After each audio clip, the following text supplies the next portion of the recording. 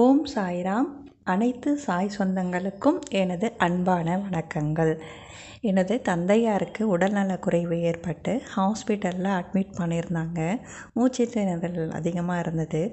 என்னென்னு பார்த்தப்ப லங்ஸில் தண்ணி அதிகமாக இருக்கிறதுனாலையும் நிமோனியான்றதுனாலையும் இப்படி வந்திருக்கு.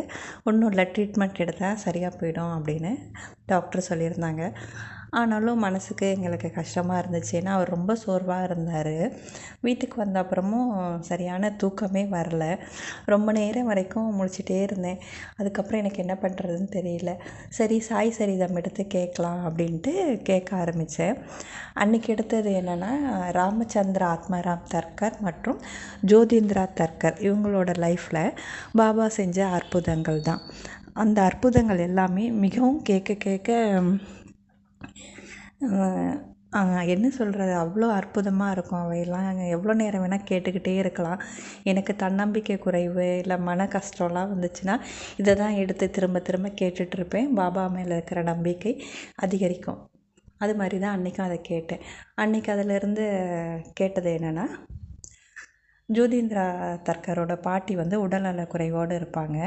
அவங்க என்ன சொல்லி புலம்பிகிட்டு இருப்பாங்கன்னா, ஜோதிந்திரா, எனக்கு பாபாவை பார்க்கணும், நான் உயிரோடு இருக்கிறதுக்குள்ளே பாபாவை பார்க்கணும், எனக்கு உடம்பு முடியல, பாபாட்ட சொல்லி எனக்கு நல்லதாக உடல் நலத்தை ஏற்படுத்தி தர சொல்லி, எனக்கு உடல் நலம் சீராகணும் அப்படின்னு சொல்லிக்கிட்டே இருப்பாங்க. ஜோதிந்திரா என்ன சொல்வாருன்னா, நீங்கள் உண்மையோட நம்பிக்கையோட பக்தியோட இந்த இடத்துல இருந்தே கூட பாபாவை வேண்டிக்கிட்டு உதிய வச்சுக்கோங்க. பாபா உங்களுக்கு காட்சியும் தருவார், உங்களை பூரண குணமாக்குவாருன்னு சொல்லுவார். சொல்லிவிட்டு ஒரு உதி டப்பாவை தூக்கி தலைக்கணைக்கு அடியில் வச்சுட்டு போவார். அன்றைக்கி நைட்டு அந்த அம்மாவோட கனவில் பாபா வருவார். உதி நெத்தியில் வச்சு விட்டுட்டு, அம்மா நீங்கள் வெகு விரைவில் நல்லாயிடுவீங்க அப்படின்னு சொல்லிட்டு போயிடுவார். காலையில் எழுந்தோடனே அந்த அம்மாவுக்கு ரொம்ப சந்தோஷமாக இருக்கும். உடனே கண்ணாடி எடுத்து பார்ப்பாங்க. அந்த கண்ணாடியில் பாபா வச்ச உதியோட தடங்கள் அங்கங்கே இருக்கும்.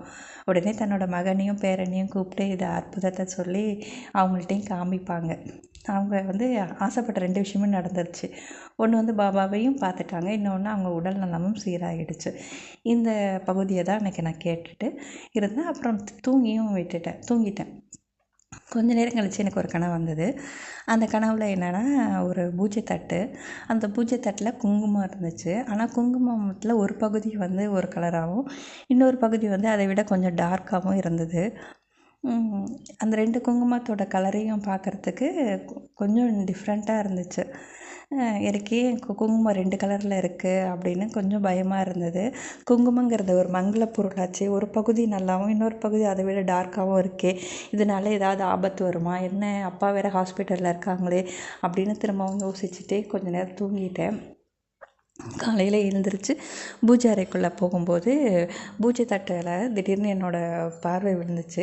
அப்போ என்னென்னா, அந்த பூஜை தட்டில் குங்குமமும் 2 கலரில் இருந்துச்சு. ஒரு பாதி ஒரு கலராகவும் இன்னொரு பாதி இன்னொரு கலராகவும் இருந்தது.